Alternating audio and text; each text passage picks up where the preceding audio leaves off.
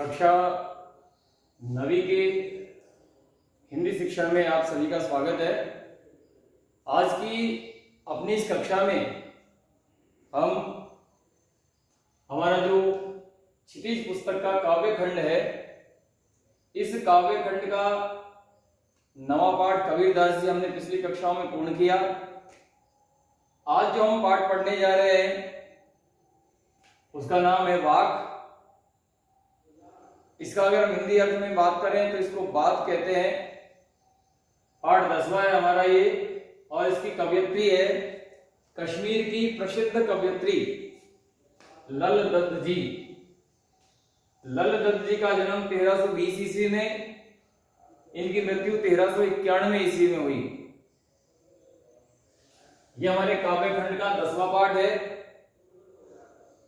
अभी आज हम अपने इस कक्षा में लल दत्त जी का जीवन परिचय, हमारी ये शैली है कि जब भी हम कोई नया पाठ प्रारंभ करते हैं, चाहे वो गद्य भाग का हो या पद्य भाग का हो, काव्य खंड हो या गद्य खंड हो, सबसे पहले हम उसके कवि या लेखक या कवयित्री या लेखिका का जीवन परिचय पढ़ते हैं। क्योंकि जब तक हम जिनके बारे में पढ़ रहे हैं या जिनके बारे में हमें पढ़ना है, उनके जीवन परिचय ही हमें मालूम नहीं होगा तो हम उनके जीवन दर्शन को अच्छी प्रकार से नहीं समझ सकते। इसलिए इस वाक पाठ को प्रारंभ करने से पहले हम कवयित्री लल दत्त जी का जीवन परिचय, जो कि बड़े सरल शब्दों में मैंने आपके सामने श्याम पट्ट पर अंकित किया है, आप इस जीवन परिचय को अपने संग्रह में रखेंगे, याद करेंगे, और आपकी जो उत्तर पुस्तिका, जिसको आप कॉपी कहते हैं, आप उस कॉपी में भी इसको इसी प्रकार से नोट करेंगे। क्योंकि मैंने आपको पिछली कक्षाओं में बताया था, इसमें कराया था कि कवयित्री या कवि या लेखक या लेखिका का जीवन परिचय से संबंधित 2 प्रश्न हमारी परीक्षा में आते हैं, तो वहां हमें इसमें बहुत सहायता मिलेगी। चलिए प्रारंभ करते हैं। आज यहां से प्रारंभ करेंगे। कवयित्री का नाम लल दत्त, इनकी जो रचना हमारे यहाँ संकलित है उसका नाम है वाक। और वाक को अगर हम हिंदी में कहे, बात करें, तो इसको हम कहते हैं बात।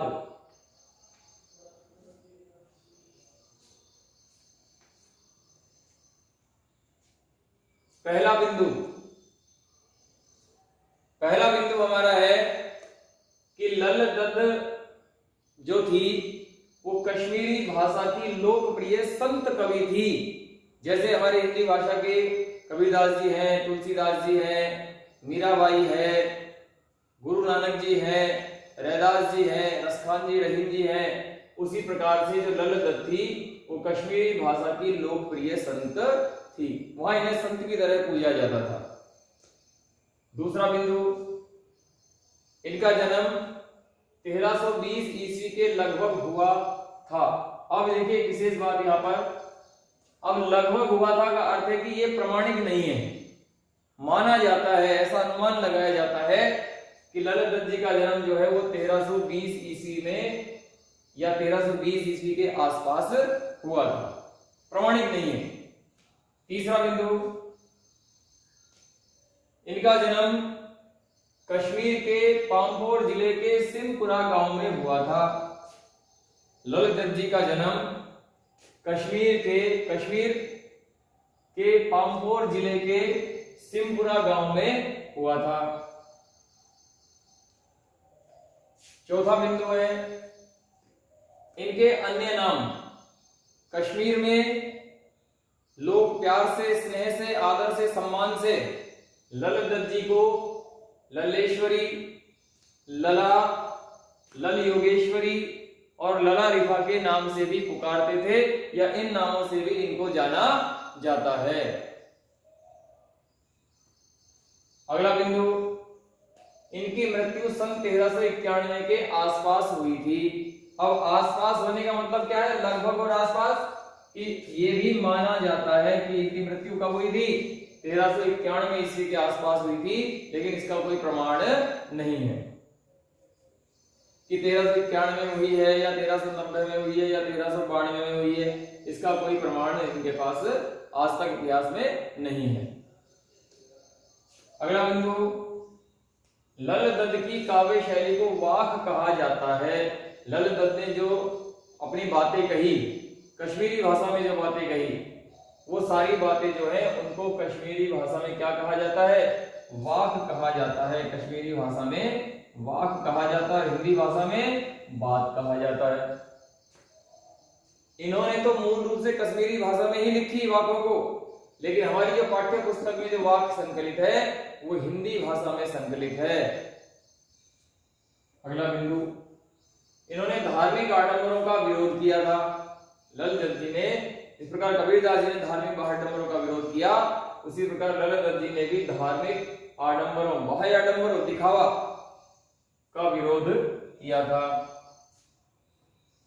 लल दत्त ने प्रेम का मूल्य सबसे बड़ा बताया। इन्होंने बाह्य आडंबरों का विरोध किया, छल कपट आदि से दूर रहने के लिए लोगों को कहा, और इन्होंने प्रेम का महत्व सबसे बड़ा बताया, प्रेम का मूल्य इन्होंने सबसे बड़ा बताया। ये आधुनिक कश्मीरी भाषा की प्रमुख स्तंभ मानी जाती है।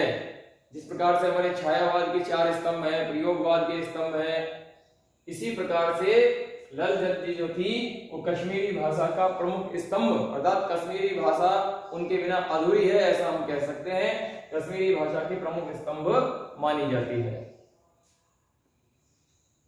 अंतिम बिंदु, लल दत्त की वाकों का अनुवाद मीराकांत ने किया है। ये हमारे हिंदी कवयित्री है मीराकांत। मैंने आपको अभी बताया था कि लल दत्त जी ने तो अपनी जो वाक है इन्हें मूल रूप से कश्मीरी भाषा में ही लिखा था और कश्मीरी भाषा में ही गाया था, लेकिन हमारी जो पाठ्य पुस्तक है उसमें जो वाक संकलित हैं, 4 वाक संकलित हैं, उनका अनुवाद कश्मीरी भाषा से हिंदी भाषा में किसने किया? मीराकांत जी ने किया। तो इस तरह से ये लल दत्त जी का जीवन परिचय है। मैं एक बार फिर से इसको पुनरावृत्ति कर रहा हूं, इसका दोहरान कर रहा हूं, ध्यान से सुनेंगे। लल दत्त जी कश्मीरी भाषा की लोकप्रिय संत थी। इनका जन्म 1320 ईस्वी के लगभग माना जाता है। इनका जन्म कश्मीर के पांपोर जिले के सिमपुरा गांव में हुआ था।